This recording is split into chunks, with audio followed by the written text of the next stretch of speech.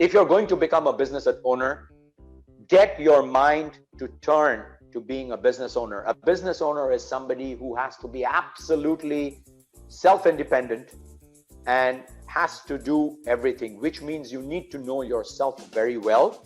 You need to be self-aware of your strengths and weaknesses, and you need to ensure you build up a financial base where some of the non-core services are outsourced. So for example, I've learned videography because I do my own videos and I couldn't afford to pay somebody to do my videos.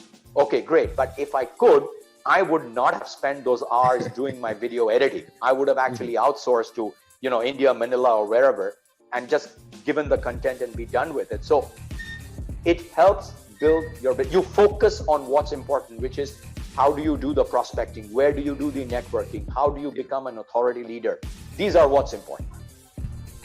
Thank you for tuning in to the Business Talk Library. If you like our content, be sure to follow us on social media. And if you want to see more of our exclusive content, you can subscribe and become a member on patreon.com/Business Talk Library. Hey, the Business Talk Library is the place where business makes sense.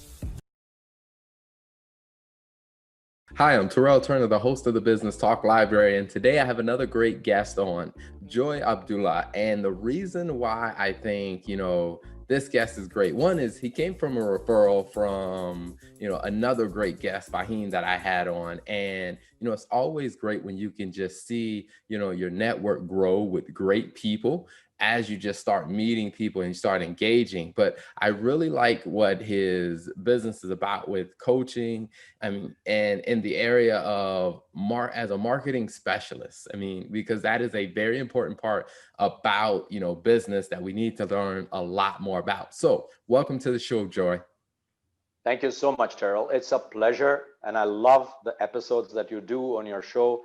The one, as I was just mentioning before we started recording, last night, what you posted on business or hobby, that, my man, I'm going to share out because a lot of people, a lot of startup owners need to know that. And Fahim's spoken very highly of you. It's a pleasure to be here. Absolutely. Well, before we jump into talking more about your business, tell us a little bit about, your background before you started the current business that you're leading.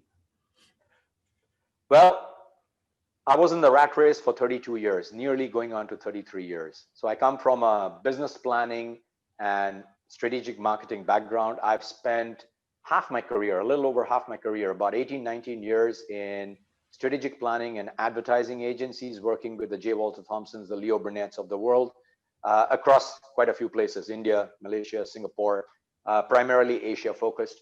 And then the second half of my career has been purely in corporate and business planning, as well as in strategic marketing. I'm a self-taught digital marketeer. I do not have, the Harvard digital certification or an INSEAD certification. I am a B School MBA done 33 years ago. Everything they taught at that point in time, no longer valid. So I've spent 33 years in corporate.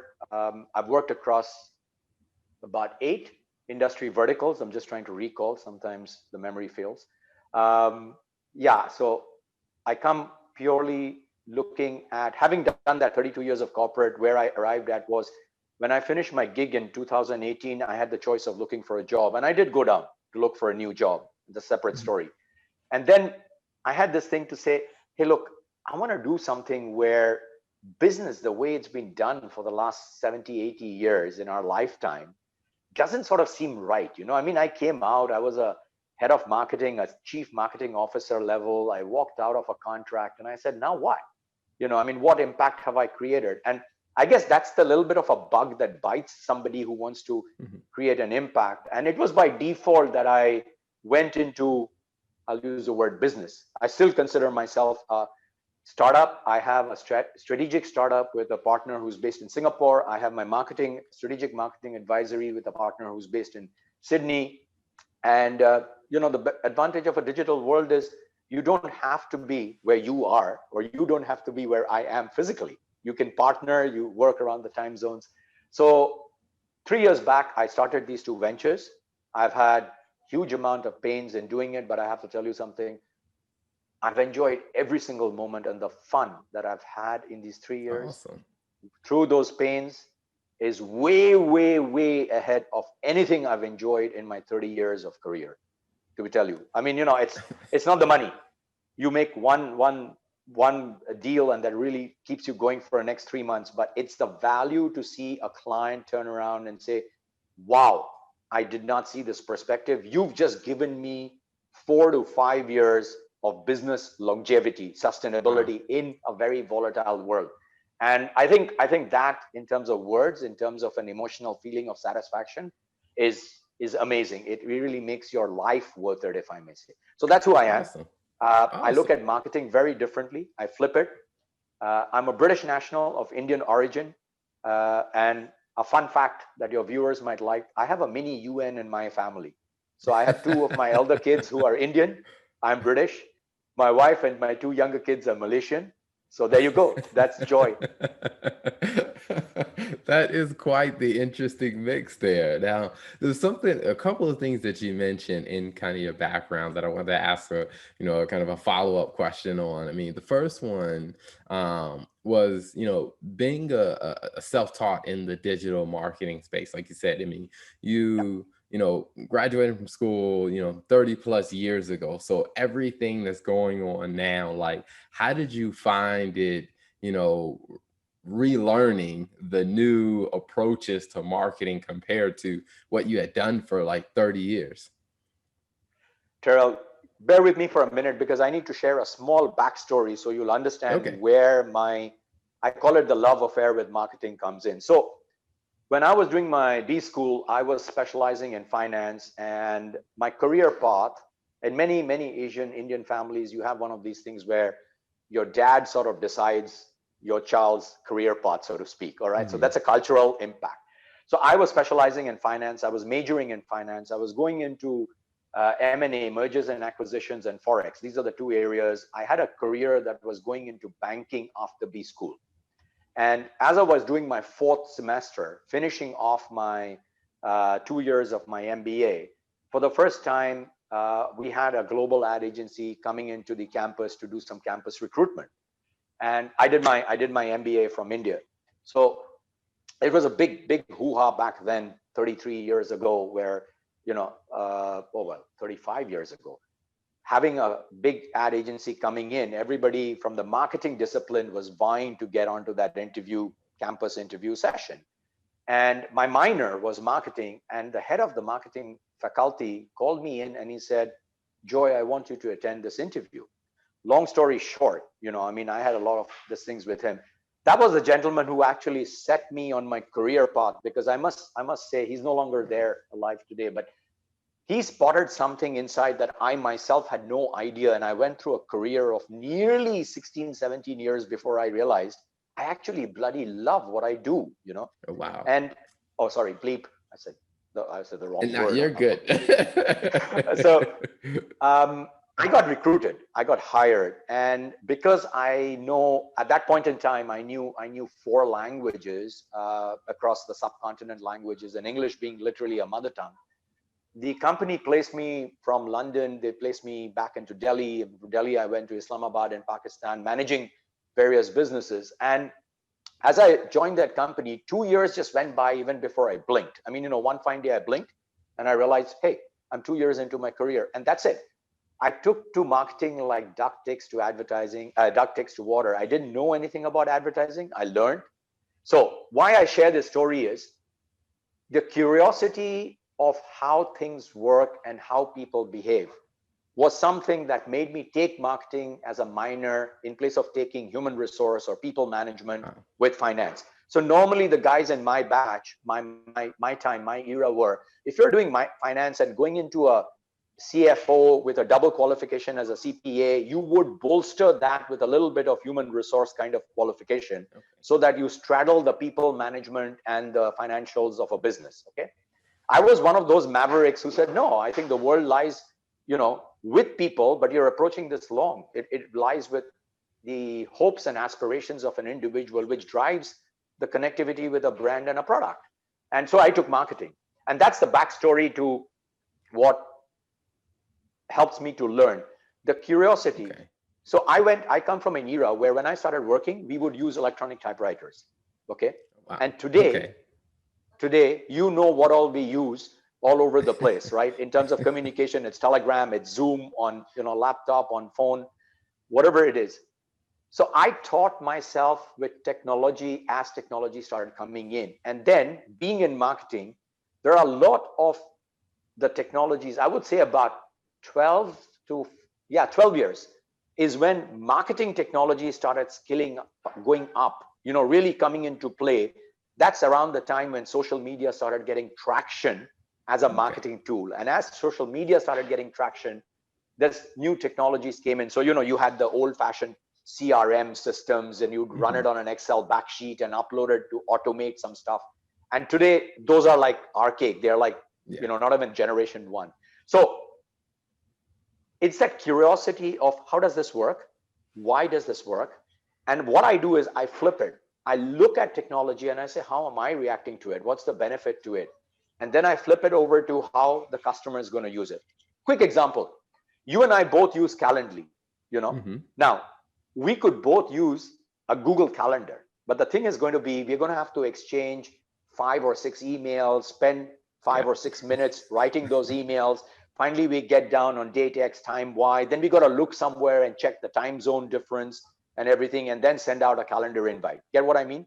But when the Hmm. technology has already come in, like a Calendly, and similarly, when the technology is there where you put it out and you select a date, it auto swifts and tells you what is your comfortable time in your time zone.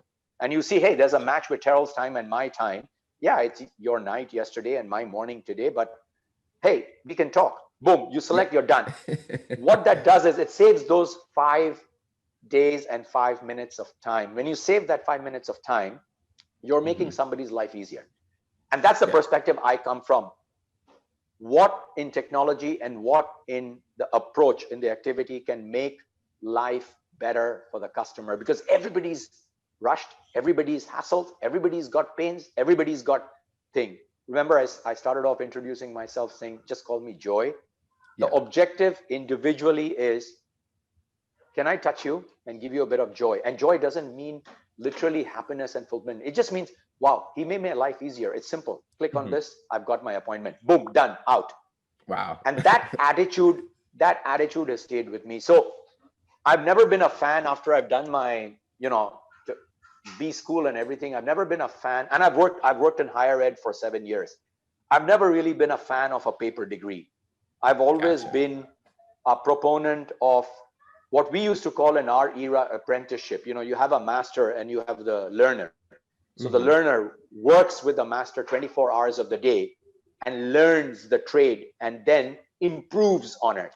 So probably an Eastern philosophy, but it's like, if you look at martial arts, because I take from lots of fields. So if you look at martial arts, the best martial artists of the world have spent their lifetime learning under a sensei, under a teacher. Hmm. And then they've gone on to improve by putting in different forms and different elements of that art form, and creating something new. And that's the best way to learn. So long story, long reply. I've learned on the job.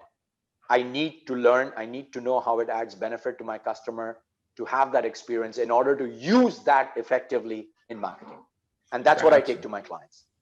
Gotcha. And now, speaking of your clients, so when someone's looking to do business with you, what are the types of services that they're coming to you for? Two services primarily. One is purely business planning, which is, where's my business? What's my business got to do? Do I need to pivot? Do I need to diversify? Do I need to disrupt? Okay, that's one area of line. The second area of line is to go into strategic marketing. So if you anybody can pop into my LinkedIn, and if you pop into my LinkedIn, you'll find what I do basically is summed up in this statement. I make brands have relationships which create an engaged community that earns revenues for you. So strategic Wow. marketing is not about a transaction. Yeah, you want a transaction. Hey, look, there's a million people out there who'll give you Facebook ads and pins and stuff like that, and you'll get a bunch of sale and you'll hit your weekly numbers. But I can Mhm. guarantee you, after the third week, you're not going to have the same customers, which means Gotcha. your business is continuously into customer acquisition mode, which means you're continuously on a survival mode. And when you're continuously on a survival mode, you will reach physically a point in time where your energy will go away. And I take this line out of your business or hobby episode of today.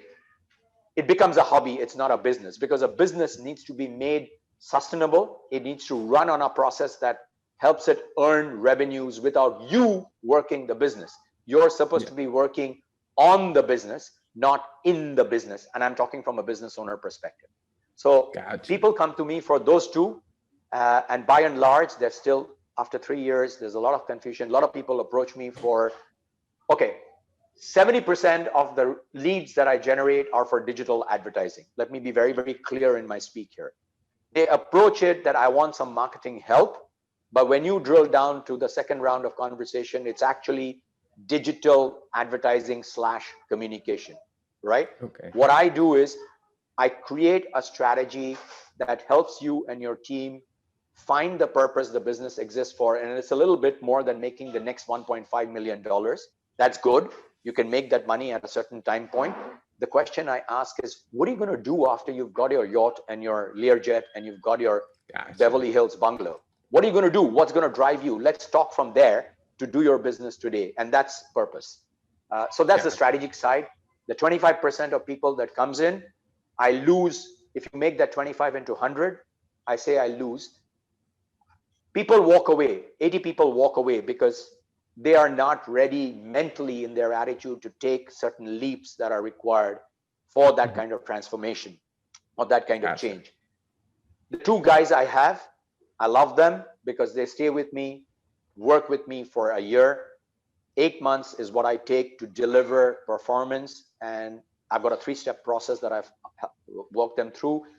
And I work what is called in digital parlance organic marketing. I don't do paid advertising for my Mhm. clients. I use a Okay. client, use their employees, and I build them up. So it's corporate business planning, it's strategic marketing. I work with 4 clients at any given point in time. And sorry, I'm pitching a sales plug over here. I have 2 vacancies going into the ending of this year. So any clients around Asia you'd like to pick it up, give me a call on LinkedIn. Awesome. No problem. And where can they find you online and on social media? Well, LinkedIn is the best. I'm literally a LinkedIn inhabitant, so everything via LinkedIn. Otherwise, just hit me up on Twitter, and you can go to 3minutemarketing.biz. These are the 3 points I'll give you, but primary it's LinkedIn. Just DM me on LinkedIn. I'm a regular on LinkedIn, so you can get my content. It's easy to find me, or just Google my name. I'll come up on somewhere on the top, I think. Okay, awesome. Now, before we wrap up, one final question I like to ask all the guests that come on is when you think about, your career path and you think about your business and the type of work you do now, what's 2 pieces of advice that you would share with business owners?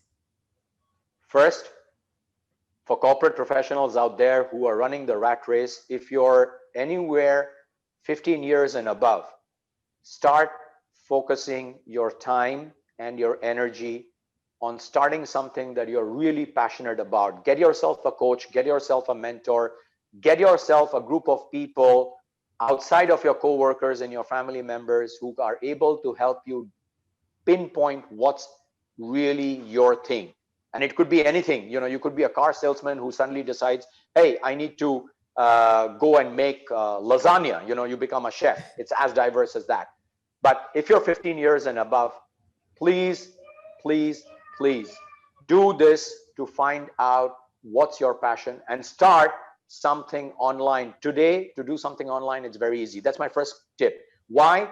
It takes anywhere between 3 to 4 years to get that hobby, that side hustle to a business standing. And when Mhm. you're working, all that you have is your own intent and commitment that I'm going to do this hustle for 4 hours every evening, 6 p.m. to 10 p.m., 5 days of the week.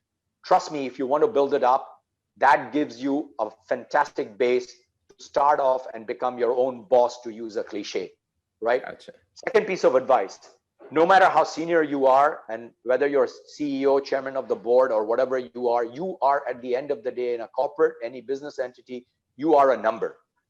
Mhm. Remember that always. The only difference between being in jail and being in a company or doing somebody else's dream is this. In a jail, you have a physical limitation, there's a boundary, and you have a routine. In a corporate 9 to 5, you also have a routine, but you think you don't have that physical limitation. But rest assured, the stress, the culture, and everything gets to you. This is my learning after 3 decades in corporate. And not that I wouldn't be willing to go back into corporate, I would, but I'd be so damn choosy that it's going to be really hard to find the right role. So these are my 2 pieces of advice, that if you're going to become a business owner, get your mind to turn to being a business owner. A business owner is somebody who has to be absolutely self-independent and has to do everything, which means you need to know yourself very well. You need to be self-aware of your strengths and weaknesses, and you need to ensure you build up a financial base where some of the non-core services are outsourced. So for example, I've learned videography because I do my own videos and I couldn't afford to pay somebody to do my videos. Okay, great. But if I could, I would not have spent those hours doing my video editing. I would have actually outsourced to, India, Manila, or wherever, and just given the content and be done with it. So it helps build you focus on what's important, which is how do you do the prospecting? Where do you do the networking? How do you become an authority leader? These are what's important. Awesome. Well, Joy, thank you so much for coming on the show, for sharing your story, your feedback. We'll definitely include the link so people can find you on LinkedIn and they can follow the content that you create and to do business with you in the future. Thank you so much, Terrell. It's been a pleasure. And as we are ending, please do share with me the clip, audio, video, whatever it is, and I'll be happy to give the podcast a shout out also. Thank you so much for having me. Thank you for tuning in to the Business Talk Library. If you like our content, be sure to follow us on social media.